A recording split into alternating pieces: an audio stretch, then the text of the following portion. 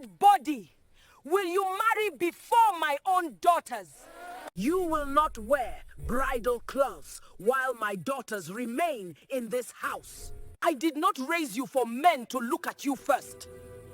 Your future is mine. I will block your road with my own body if I must. The words did not fall gently. They struck the compound like stones thrown by an unseen hand. Chickens scattered. A clay pot near the kitchen wall trembled and tipped, spilling water into the dust. Adesola stood frozen, her bare feet planted on the earth that had raised her, her eyes lowered not out of guilt but out of survival. She knew that answering back would only sharpen the knife already pressed against her fate. If you enjoy African folktales, please subscribe to my channel for more interesting stories like this. Opeyemi's chest rose and fell rapidly as though something wild was trapped inside her. Her wrapper was knotted tight, her arms crossed like barriers, her gaze daring the world to challenge her vow. Neighbors pretended not to hear, yet every ear in the compound leaned toward the sound of hatred spoken aloud. In places like this, words were never just words. They were seeds, and some seeds grew thorns. Silence followed, thick and heavy. Even the wind paused. The mango tree at the center of the compound, older than memory, stood as witness. Beneath it, generations had sworn oaths, settled quarrels, and called ancestors to account. It was not a place where empty promises survived. Adesola swallowed hard. Her throat burned, but no tears fell. She had learned early that tears fed cruelty. Instead, she bowed her head slightly, the way one did before storms, and stepped back. Each step felt like she was walking away from light into a narrowing path whose end she could not see. That night, sleep refused to come. Adesola lay on her mat, staring at the thatched roof, listening to the breathing of the house. Every creak sounded like judgment. Every distant cry felt like a warning. Opeyemi's words replayed in her mind again and again, heavier each time, until they no longer sounded like a threat, but like a law written into her bones. Long before that evening, before jealousy sharpened its teeth, the compound had known a softer rhythm. Laughter once lived there. Peace once sat on the doorsteps at dusk.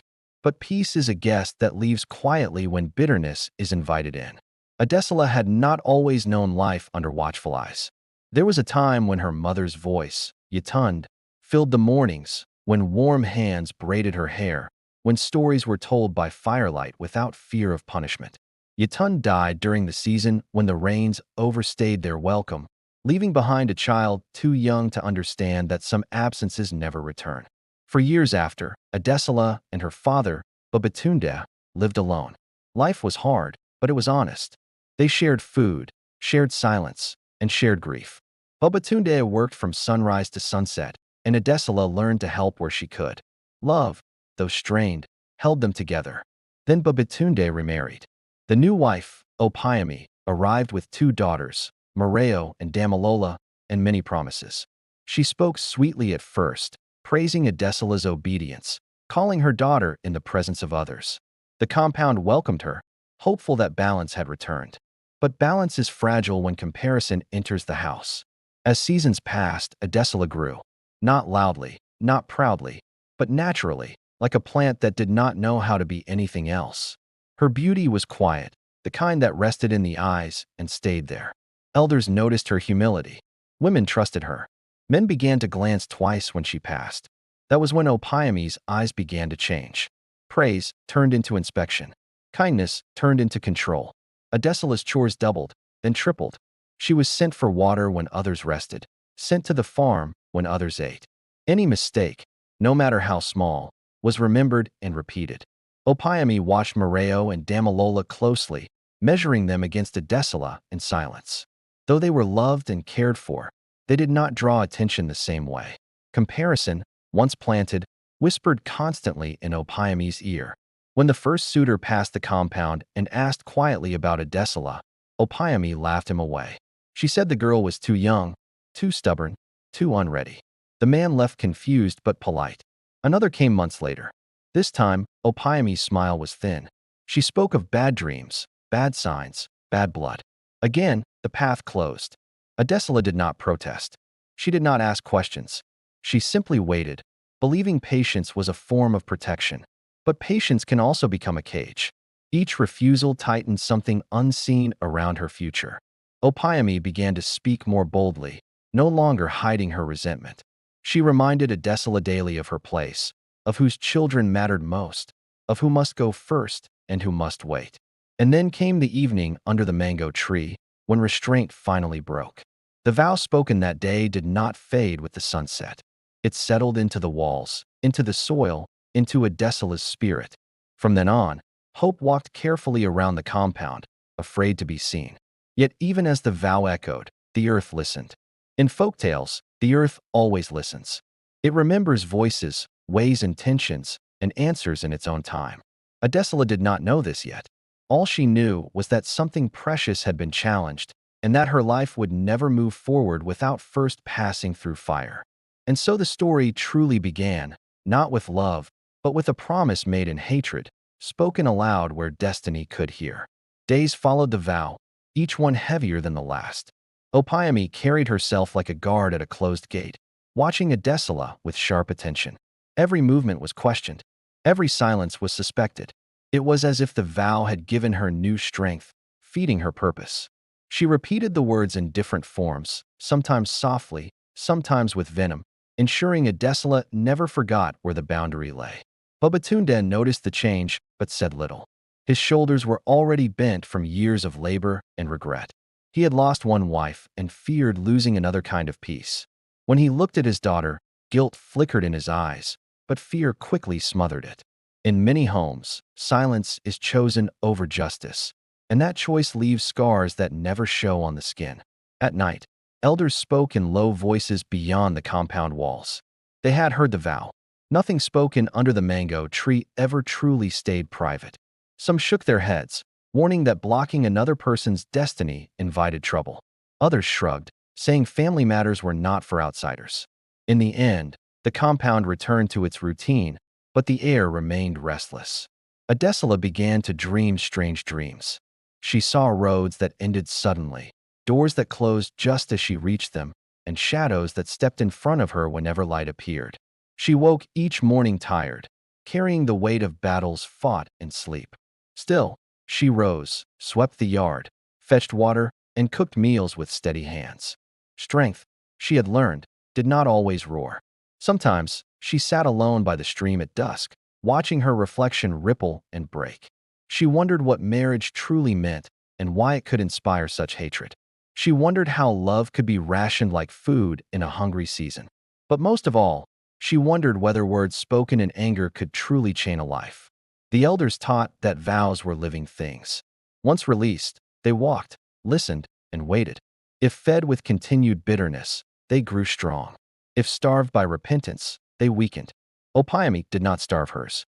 She fed it daily with resentment, with comparisons, with the quiet satisfaction of control. Yet the earth was patient. It allowed humans to speak, to swear, to boast. It waited for balance. And though no one in the compound could see it, the ground beneath the mango tree held the vow carefully, measuring its weight against the heart that had spoken it. For now, Adesola endured. Her story was still at its beginning. The road ahead was hidden, but the first stone had already been placed, and it would shape every step that followed. Fate does not rush, but it never forgets. What was spoken in anger would demand an answer, whether through sorrow, silence, or change. The compound slept, unaware that a slow turning had begun beneath ordinary days. Adesola folded her mat that night and breathed deeply, unaware that endurance itself was becoming her quiet weapon, and that patience, though painful, was already shaping the key to her freedom. Dawn would come, and with it, consequences no vow could permanently delay. Forever, morning came softly, as though unsure it was welcome. The compound woke under a strange quiet, the kind that followed heavy words spoken too boldly the night before. The mango tree still stood at the center, unmoved, yet the air around it felt altered, as if something invisible had been tied to its roots. What had been spoken there had not slept. It had only waited. Adesola rose before the rooster. She folded her mat carefully, just as she had the night before, her movements calm though her chest felt tight. Endurance had already begun to shape her days. In houses like this, survival was not loud. It was precise. From the inner room came soft laughter. Morayo and Damilola, her step-sisters, emerged together, wrappers tied neatly, hair freshly plaited, skin glowing with the ease of those who were protected. They were no longer girls learning the world. Morayo, already past 20, carried herself with the confidence of a woman who believed the future owed her something. Damilola, a year behind her, had eyes sharper than her smile, the kind that noticed weakness and stored it away. They stopped when they saw Adesola. The laughter faded, replaced by a look that needed no words. "So you're awake already," Morayo said lightly, her tone sweet but her eyes measuring. "You hardly slept. Or did the vow keep you company?" Damilola laughed, adjusting her beads. "People who are patient always sleep well, they say? Or is it people who have nothing to hope for?" Adesola lowered her eyes and passed them, carrying her water pot toward the stream. She had learned that silence unsettled some people more than answers ever could. Behind her, the sisters exchanged glances. Hatred, when shared, grows bolder. Opeyemi watched from the doorway. She said nothing, but her approval rested quietly in her stillness. Some cruelty does not need instruction. It only needs permission. By midday, the compound had settled into its routine, but the balance had shifted. Tasks that once belonged to many now found their way to Adesola alone. Firewood that could have been shared was suddenly her burden. Water fetched twice became water fetched 4 times. When she moved slowly from fatigue, Morayo shook her head. "Is that how you plan to enter marriage?" she asked loudly, ensuring the words traveled. "Dragging your feet like an old woman?" Damilola added. "Even if anyone wanted you, who would wait for such laziness?"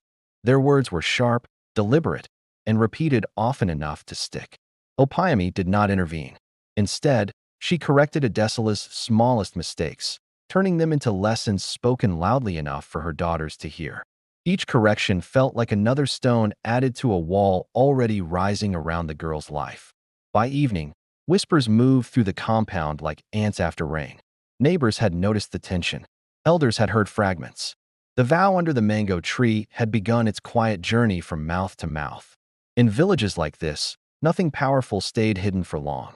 That night, as oil lamps flickered, Morayo sat close to her mother, braiding her hair with practiced hands. "You did well yesterday," she said softly. "Some people need to be reminded where they stand." Damilola nodded. "If she is blocked early, she will stop dreaming." Opeyemi's lips curved into a thin smile. "Dreams are dangerous things," she replied, "especially when they grow faster than sense." From her corner of the room, Adesola listened without looking up. She focused on the rhythm of sweeping, on the sound of bristles against earth. But inside her, something shifted. Patience was still her shield, but awareness had become her companion. That night, sleep came in pieces. She dreamed of a road narrowing ahead of her, just as it had before, but this time, 2 figures stood beside the path, arms crossed, smiling as they watched her struggle forward.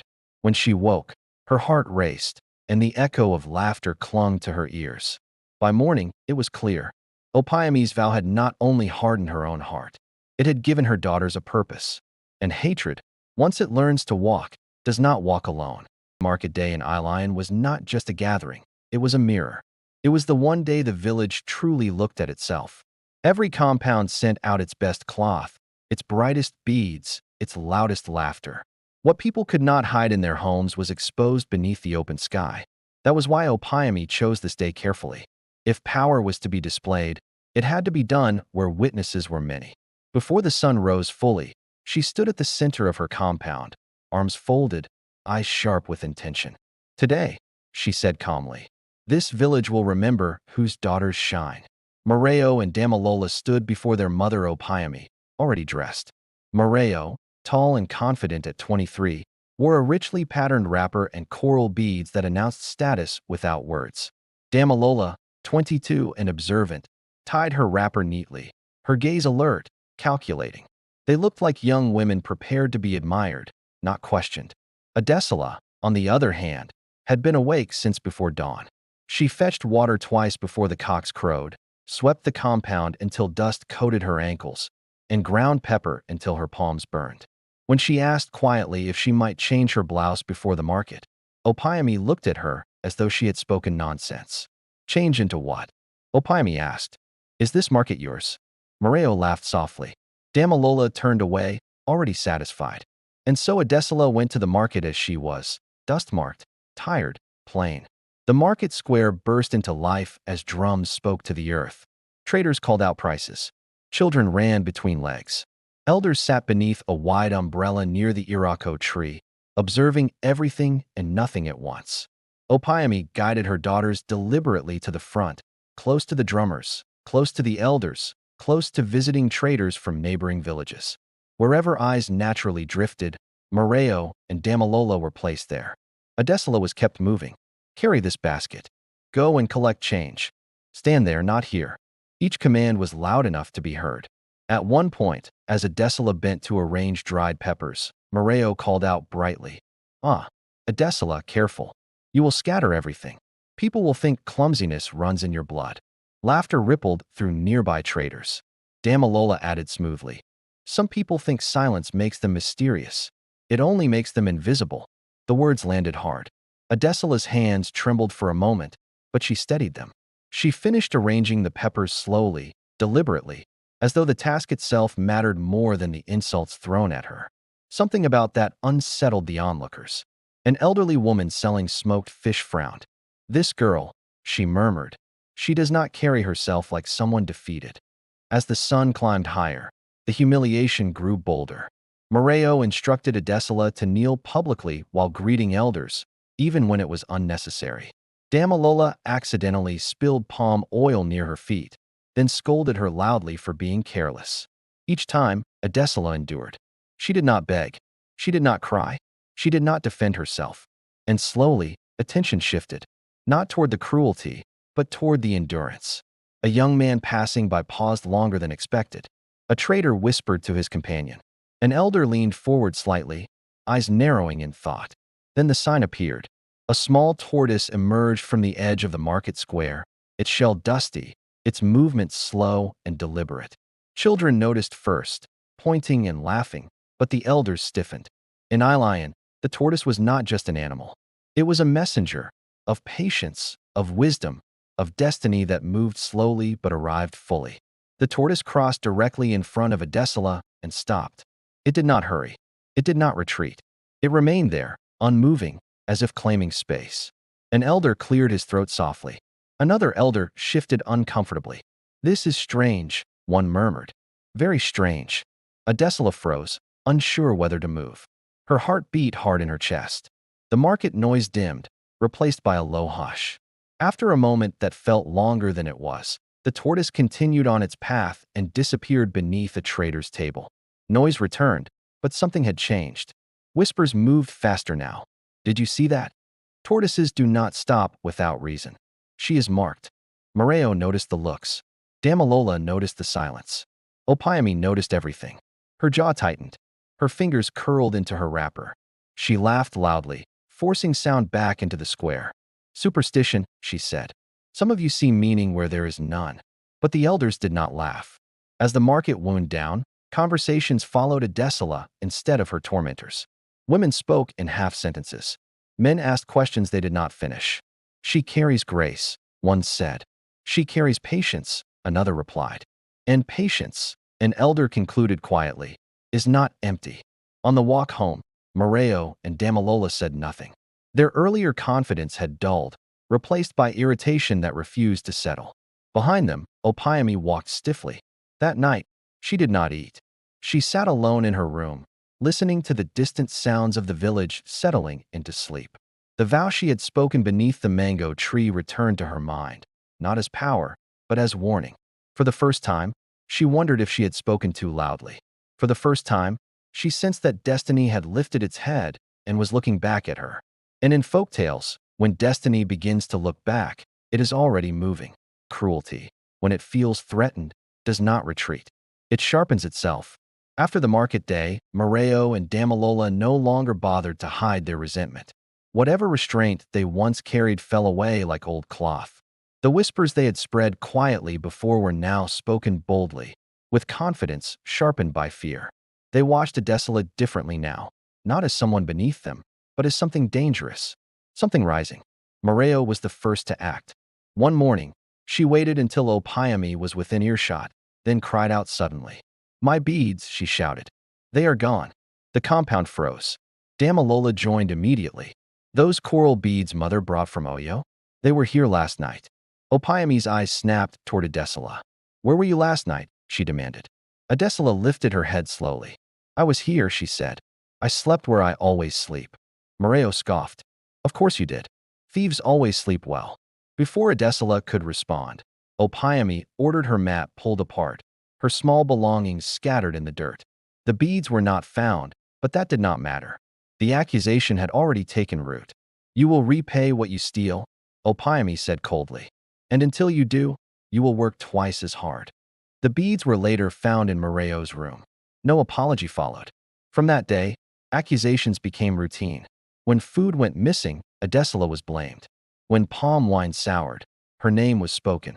When a goat escaped its rope, Damilola pointed directly at her. Each lie stacked upon the last, until truth itself grew tired of defending her. Opeyemi escalated the punishment carefully, disguising cruelty as discipline. She sent Adesola to the far stream at night, when shadows thickened and the path narrowed. She ordered her to collect firewood from land elders warned against, places where snakes nested and spirits were said to linger. Fear will teach you humility, Opeyemi said. Once, she sent Adesola to deliver a message to a compound known for hostility, knowing well the insults that would follow.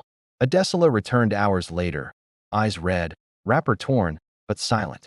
Morayo and Damilola watched her return with satisfaction. She always survives, Damilola muttered. Yes, Morayo replied. But she is breaking.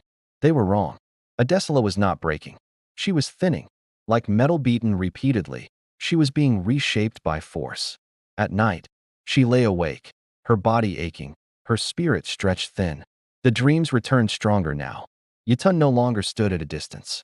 She sat beside Adesola in the dream, humming softly, her hands glowing faintly. When Adesola woke, her pain eased briefly, as though unseen hands had touched her wounds. But daylight brought no mercy. One afternoon, Morayo deliberately spilled a pot of soup meant for visitors. She screamed loudly, clutching her head. Oh, my soup! Mother, look what Adesola has done. Damilola reinforced the lie instantly. She was angry. I saw it in her eyes. Opeyemi did not ask questions. She dragged Adesola into the open compound and ordered her to kneel under the sun. You will stay there, she said, until humility enters your bones. Hours passed. The sun burned. Dust clung to sweat.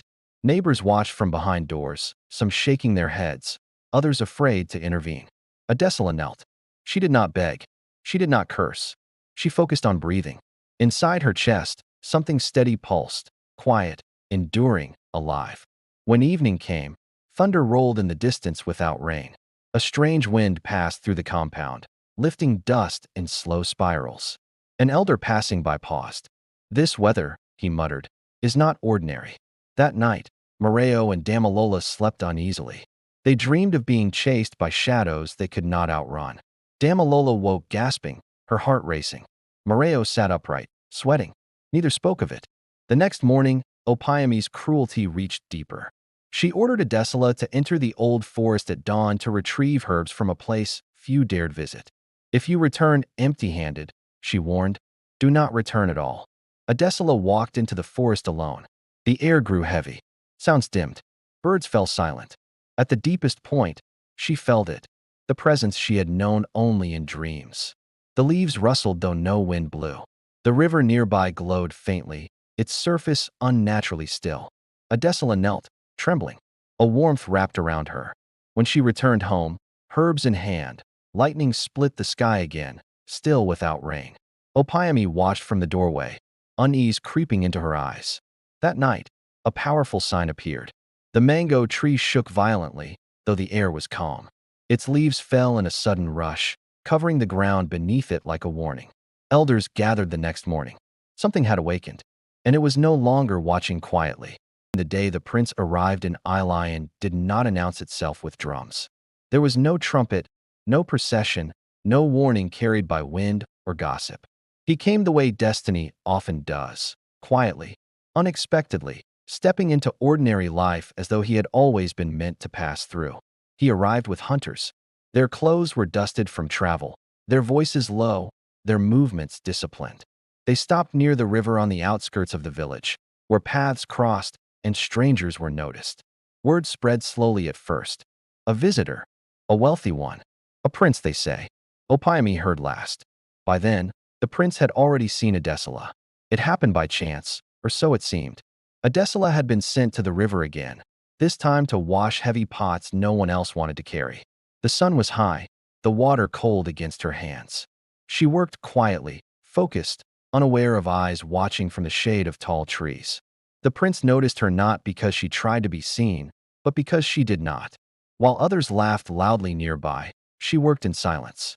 When her pot slipped and water splashed her wrapper, she did not curse or complain. She adjusted it calmly and continued. When an old woman struggled to lift her basin, Adesola stepped forward without hesitation and helped. The prince watched. He asked one of the hunters, "Who is that woman?" The hunter followed his gaze. "That one. She lives in Opeyemi's compound."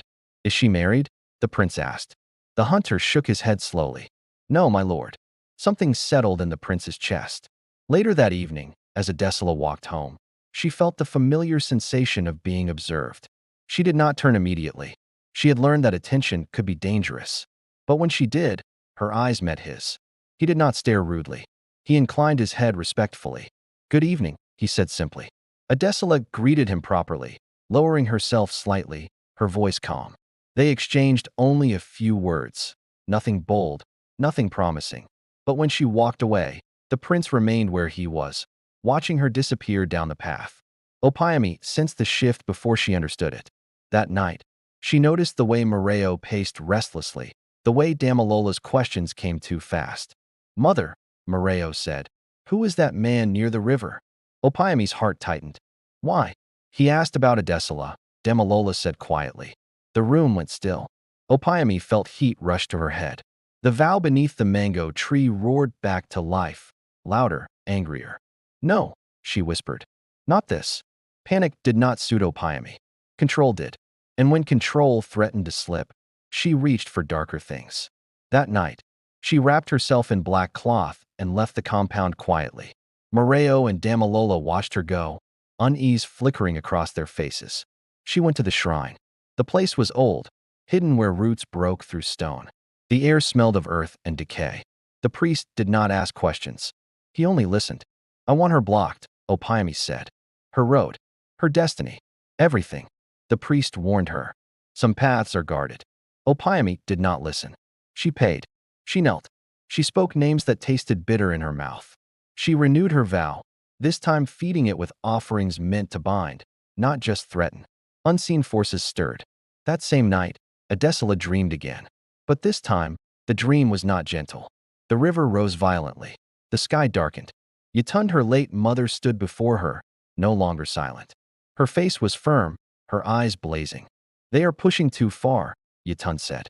"Stand firm." When Adesola woke, her body trembled, not with fear, but with awareness. The spiritual battle had begun. By morning, strange things happened. A calabash shattered without being touched. A hen laid an egg stained dark. The mango tree creaked, its branches groaning as though under weight no one could see. The prince fell ill briefly, then recovered suddenly. Opeyemi, however, did not recover. Her hands shook. Her vision blurred. At first, she hid it. Then she could not. She began to see shadows moving where no one stood. She heard whispers calling her name at night. Her appetite vanished. Sleep fled. Morayo and Damilola grew afraid. "Mother," Damilola whispered one night. "What did you do?" Opeyemi did not answer. The prince returned to the river the next day. He spoke to elders. He asked about Adesola openly now. Some hesitated. Others exchanged knowing looks. "She has endured much," one elder said carefully. The prince nodded. "I see that." When Opeyemi heard this, something inside her snapped. She rose suddenly, dizzy, and took a step, then collapsed. Her body shook violently. Her mouth opened, but the sounds that came out were not words anyone recognized. The unseen world had responded, and it was not finished. Opeyemi's sickness did not behave like ordinary illness. It did not come with fever alone, nor did it respond to herbs or prayers offered halfway. It came in waves, sometimes silent, sometimes violent, leaving her body trembling and her eyes hollow. At night, she screamed names no one taught her mouth to remember. By day she sat rigid, staring at corners where nothing stood, arguing with shadows only she could see. The village took notice. Illness that refused healing was never ignored in Ilé-Ayan. Elders whispered among themselves. Women shook their heads. Men avoided Opeyemi's compound, not out of cruelty, but caution. When sickness carried guilt, it could spread like smoke. Morayo and Damilola, her adult daughters, were the first to feel shame. They stopped leaving the compound together. Their bright wrappers remained folded. When people greeted them, responses came late, uncertain. Whispers followed them like flies. That is Opeyemi's house. Yes, the one with the girl. The one with the vow. The prince remained. He did not press. He did not boast. He waited, watching carefully as destiny unfolded without his interference. When he spoke to elders, he spoke with respect. When he greeted Adesola, he did so openly now, without secrecy. Adesola herself moved as though carrying both weight and protection. Though Opeyemi's cruelty had stopped, not from repentance but weakness, the marks remained. Yet something about her presence had changed. She no longer moved as someone bracing for blows. She moved as someone being watched over. At night, Yetunde appeared no longer in fragments. She came whole. In Adesola's dreams, her mother stood tall, luminous, no longer bound by silence. She touched Adesola's shoulder gently. "The time has come," Yetunde said. "Truth must walk in daylight." The following morning, Opeyemi collapsed again, this time in public. It happened near the market square. She had insisted on stepping out, claiming strength she did not possess. Halfway across the open space, her legs gave way. She screamed, not in pain, but terror. "They are here," she cried. "They will not leave me." People gathered. Elders exchanged looks that needed no words. "The square," one said quietly. "Bring her to the square." By afternoon, Ilé-Ayan stood gathered beneath the open sky. The mango tree watched, as it always had. Opeyemi was brought forward, supported on both sides. Her body shook violently, her eyes wild. Morayo and Damilola stood behind her, faces pale, stripped of pride. The eldest man in the village stepped forward. "Opeyemi," he said calmly, "what troubles you?" Opeyemi laughed suddenly, a sharp, broken sound. "You ask as if you do not know," she said. "You all know." The crowd stilled. "I spoke words," she continued, voice cracking. "I spoke them where the earth could hear. I vowed. I blocked. I cursed." Gasps rippled outward. The elder raised a hand. "Speak clearly." Opeyemi's shoulders sagged. Something heavy lifted from her chest, replaced by fear raw and exposed. "I vowed that Adesola would not marry before my daughters," she said. "I swore it under the mango tree. I fed the vow with cruelty. I sent her into danger. I lied. I consulted darkness." Morayo covered her mouth. Damilola stared at the ground. The crowd murmured, some in anger, others in sorrow. And when destiny came, Opeyemi sobbed. "I fought it. I went to the shrine. I tried to block what was protected." Thunder rolled in the distance. The elder nodded slowly. "And now?" Opeyemi collapsed forward, weeping. "Now I cannot escape. Her mother stands before me every night. She does not shout. She only looks. And I am breaking." Silence fell heavy. Then the elder spoke words that had waited long to be spoken. "Jealousy challenged destiny," he said. And destiny answered. Judgment followed tradition. Opeyemi was banished. Not beaten, not cursed. Banished, sent away from the land that had heard her vow and rejected it. She was given time to leave before sunset. Morayo and Damilola were not banished, but their punishment was quieter and deeper. Their names lost shine. Their pride collapsed. Suitors turned away. Shame followed them like a second skin. As Opeyemi was led away, she turned once toward Adesola. "I did not know," she whispered. "I did not know she was protected." Adesola said nothing. Some apologies arrived too late to be answered. That evening, as the sun lowered itself gently, the prince stood before the elders. "I did not come seeking trouble," he said. "I came seeking truth. I have found it." The elders nodded. The marriage was agreed, not in haste, not in secrecy, but openly, with balance restored. That night, Adesola dreamed one final dream. Yetunde stood by the river, peaceful now. The water flowed gently. Birds sang. "My work is done," Yetunde said. Live. When Adesola woke, her heart felt light for the first time in years. The wedding took place under clear skies. The mango tree stood nearby, its leaves still. Drums spoke joy instead of warning. The village gathered not out of curiosity, but relief. Balance had returned, and the elders spoke the moral aloud, as folktales demand. Jealousy may shout, but destiny walks quietly. Vows spoken and hatred return with interest, and patience, though wounded, always arrives whole. So the story ended, not with noise, but with truth standing firmly where cruelty once ruled. And Ilé-Ayan remembered,